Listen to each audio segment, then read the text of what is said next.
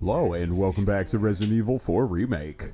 You will receive our most sacred body Hi, Sadler. now.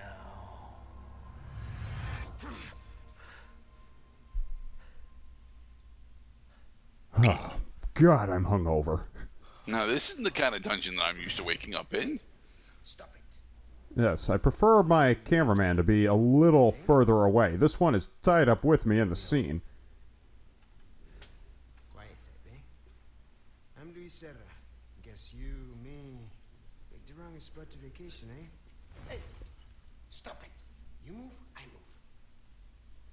And I'm beat up enough as it is. Looks weak. You're thinking? Bet you've been in spots like this before, huh? I guess. You're here looking for someone? Yes. One more guess. Maybe. I mean, mind you, I like the Lewis in this game. It's just... How can I ever forget my love for the original Louis Serra? He was so funny and so charming. Moving her. Where? Who knows? But later. And then because of the pacing formula that they use in this game, you don't get to spend quite as much time with Luis until, well, later in the game. Hanging with you, not helping. I mean, we did just save your life twice, Louise, so... Did Leon have the ability to do chain grapples in Classic RE4? Nope. Huh. Because this is definitely something that I would expect Chris to be able to pull off, but Leon? Leon has come to be quite the resourceful agent. We're not done here. Later, amigo. Damn. Okay, at least he threw us the key. Who took my jacket? All of our gear is gone. Although they didn't take our Yeah. money, which is weird. This is quaint. Whoa, whoa, whoa. That- Shotgun shells are 12 gunpowder? Yeah, bro. You want to fire it out of a cannon in your hands. Condor 1 to Roost.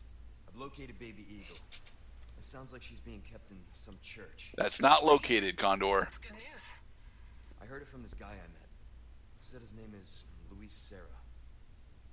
There's something fishy about him. I need you to run a background check. We'll call Condor 1. I'll see what I can find. In the meantime, make your way to that church. Right. I'm probably due for confession anyway. Haha! Out. Alright, so take one of the shovels with you. Chapter 2. Leon grabs the closest thing he could find. He smacked enemies across the face with it. And then teabagged them. He did not grab one of the shovels, Mr. Cloud. Ooh, herb. Sadly, we cannot use herbs as weapons. Herbs must be used as an item for healing. Although, as I recall, there are some recipes in the modern Resident Evil games that actually consume herbs. Probably the... I would think the neurotransmitting rounds or something like that. You could stun enemies. Oh, he's just a dead. kitchen knife? You can perform wide sweeping slash attacks with the R button. You can also deliver quick stabs by using a combination of aim and the R button. Give it a try now. Yeah, but this is... Whoa. Don't smack it into the walls, okay? Don't. We're gonna lose durability on it, and we only have a small number of uses of it. No, remember, Mr. Great, we're using the Oblivion and Skyrim Elder Scrolls rules of how weapons work with respect to enemy health bars and environments. Only enemy health bars can reduce the health bar of our own weapons. Okay. Now, if they gave the walls health bars, now we're talking.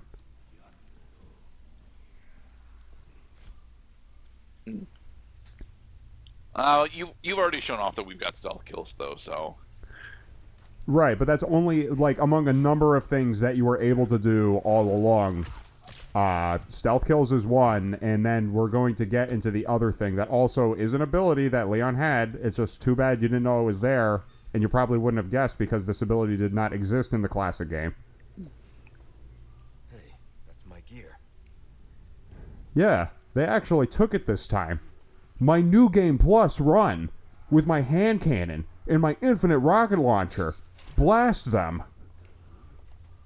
I still think that the infinite minigun is more fun to play with. I freaking love the Chicago typewriter.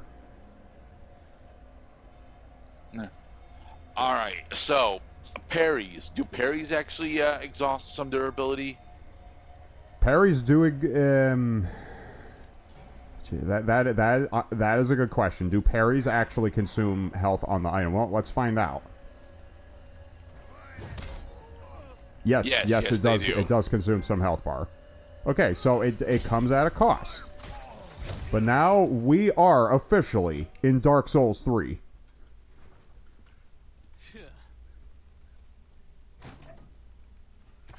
Handgun ammo. Now, one thing that I need to experiment with a little more is, can you use parry on enemy attacks that are coming from behind you, or do they have to be in front of you? I would guess the enemy attack has to be in front. Probably because your parry is probably a cone. Ooh! Oh, I thought it was a porcupine. It's just a rat. Okay. Thankfully, they're giving us a lot of kitchen knives. Right, and kitchen knives, they can be consumed, I think, before you start using your regular knife. And then if you want to equip your regular knife, you can do so. Or maybe the opposite is true. The kitchen knife is a weaker alternate to using Leon's standard-issued Raccoon City Police Department knife that he brought into for this game. Yeah, because his standard knife is an actual combat military grade, whereas the kitchen knife is for, eating. Sneaky stabby, sneaky stabby. Sneaky stabby, sneaky stabby. Sneaky, sneaky, sneaky, sneaky, sneaky, sneaky, sneaky, sneaky, sneaky. Gotcha.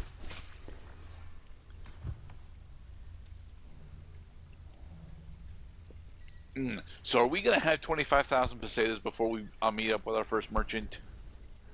I think because of the gems, well, we know the game gave us a preview, or should I say an appraisal of how much the flagon would be worth if you sold it right now, which is 11,000 pesetas. 12. We can consider that an extension of our current wallet. Yes, Mr. Passcloud, you do have to actually use the wheel here. Okay, and go. Come on, you can go backwards. And over here. Oh, watch out for the bear traps.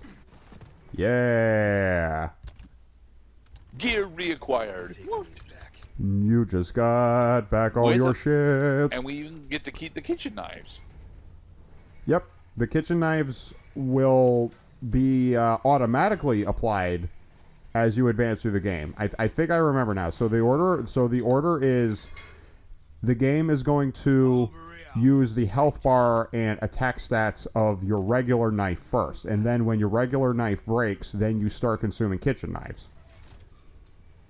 And then you will continue to automatically have a knife equipped as long as you have at least one knife in your inventory, no matter what kind it is.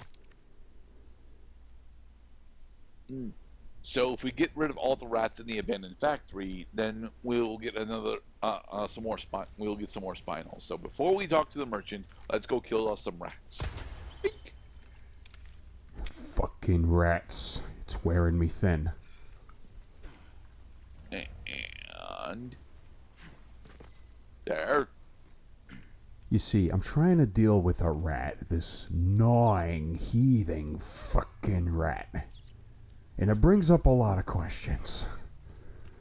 Like, are we going to kill the bear traps as well, or are we just going to try and kill the rats? I'm not sticking my hand in that bear trap.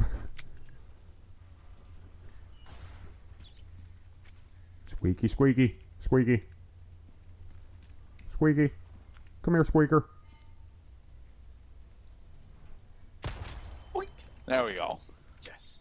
Now, now Leon. we can talk to the merchant.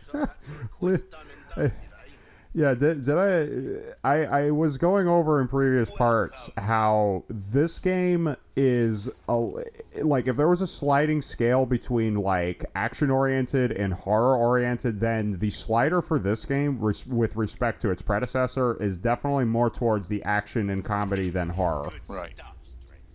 Because now the player character is congratulating himself for completing merchant contracts. Right. Alright, so we got 6 spinals and roughly 24,000 pesetas. Alright, now Ooh, we a have bolt thrower. we have a number of currencies that the game is keeping track of, and you can find these currencies at top center of the screen.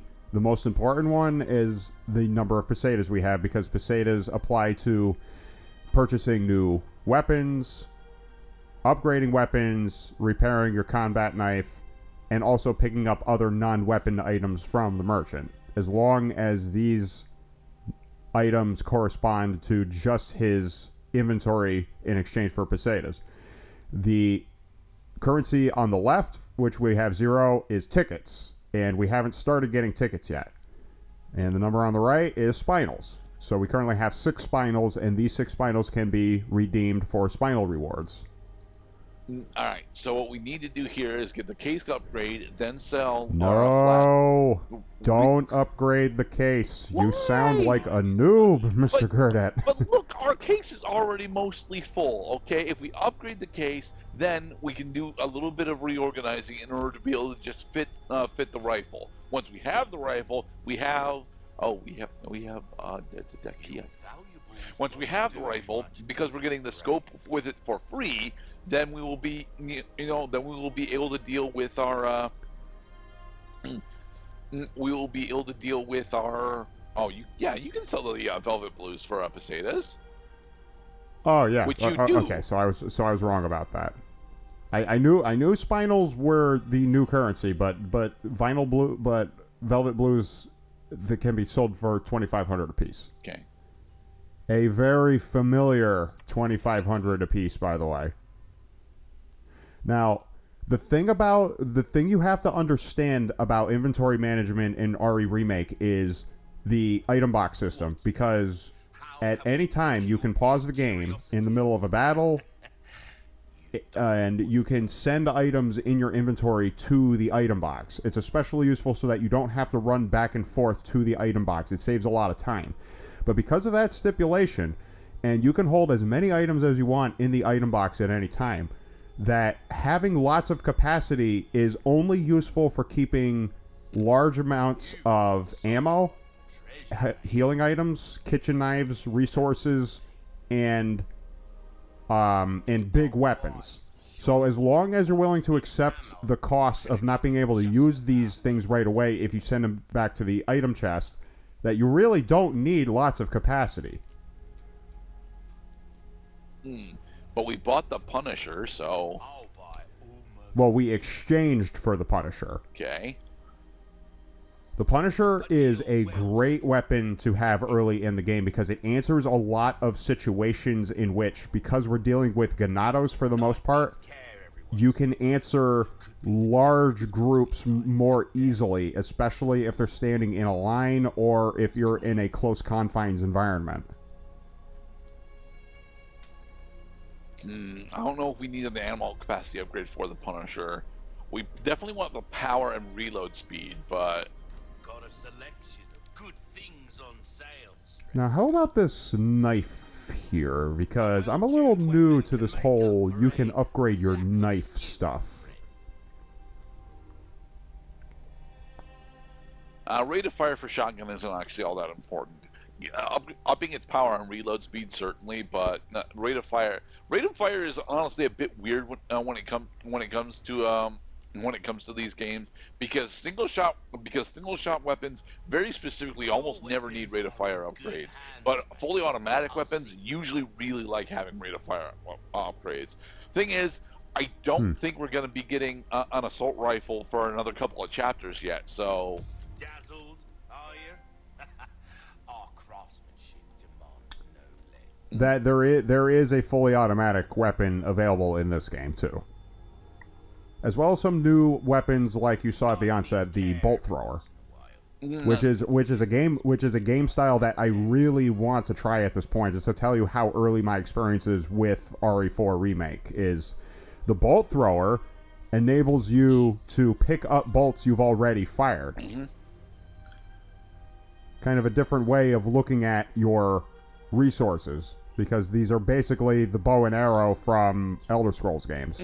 Except that in most instances, having reusable bolts only really matters if you're in mid-range. If you're in short range, you would actually prefer to have shotguns, and if you're at long range, you would prefer to have the scoped rifle. But you spent all of your pesetas, so now we can't get the rifle for the free scope. Bleh. Thank you, Merchant. And in the next part, we're going to explore Chapter 2.